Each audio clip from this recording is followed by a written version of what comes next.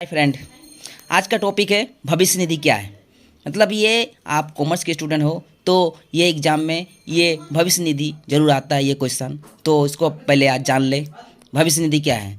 उसके बाद ये क्वेश्चन के साथ साथ ये भी क्वेश्चन आएगा विभिन्न प्रकार के भविष्य निधि के संबंध में आयकर, मतलब आयकर भी आपको जानना पड़ेगा। आयकर के प्रावधानों की विवेचना करें, माने उसके प्रावधानों को जानना पड़ेगा।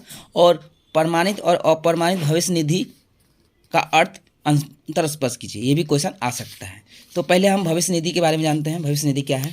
तो भविष्य निधि पहले समझ लेते हैं शॉर्ट फॉर्म में, तो उसको आपको लॉन्ग करके लिखना पड़ेगा एग्जाम में। तो पहले जान ले भविष्य निधि क्या है। भविष्य के लिए धन को जमा करने या बचा कर रखने से है। यदि धन को बचा कर भविष्य के लिए रखा जाता है या जमा किया जाता है तो उसे हम भविष्य निधि कहते हैं। समझ गए भविष्य निधि क्या है। अब भविष्य निधि के बारे में कुछ कारण लिख लेते हैं,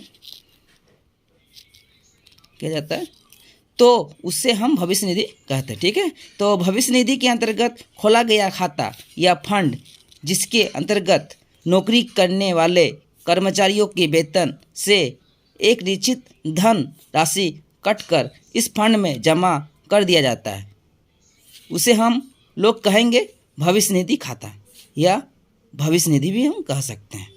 ठीक है, तो यहाँ पर जो क्वेश्चन देखे हैं कि आयकर के प्रावधानों की विवेचना की, तो आयकर के बारे में जानना पड़ेगा। तो आयकर आप समझ लेते हैं आयकर क्या है। आयकर का आशय आय पर लगने वाले कर से है। यह कर सरकार के द्वारा प्रत्यक्ष कर के रूप से किसी भी व्यक्ति या संस्था के द्वारा साल भर कमाया गया धन पर लगाया जाता है। क्योंकि यह कर एक प्रत्यक्ष कर है, इसलिए जिस पर यह कर लगाया जाता है उसी को इसकी भरपाई करनी पड़ती है। आयकर केंद्र सरकार द्वारा लगाया जाता है, मतलब यह कर जो है सरकार द्वारा ही लगाया जाता है। तो ये आप समझ गए आयकर के बारे में। ये एक तरह का ऐसा आय है जिसमें कर लगाया जाता है सरकार द्वारा। तो उसके पहले में ये भी समझ लेते हैं। अब ये क्वेश्चन चलते हैं आपको प्रमाणित भविष्य निधि और अप्रमाणित भविष्य निधि। तो पहले प्रमाणित भविष्य निधि थोड़ा समझ लेते हैं।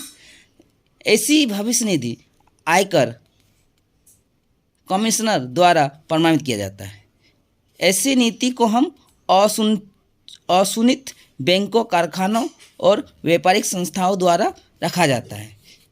दूसरा नंबर, जिसमें कर्मचारियों तथा नियुक्त दोनों ही अंश दान करते हैं। माने ये प्रमाणित भविष्य निधि के बारे में बताया गया। प्रमाणित अभी लिखा नहीं है, तो इसका क्वेश्चन हम नेक्स्ट वीडियो में दिखाएंगे।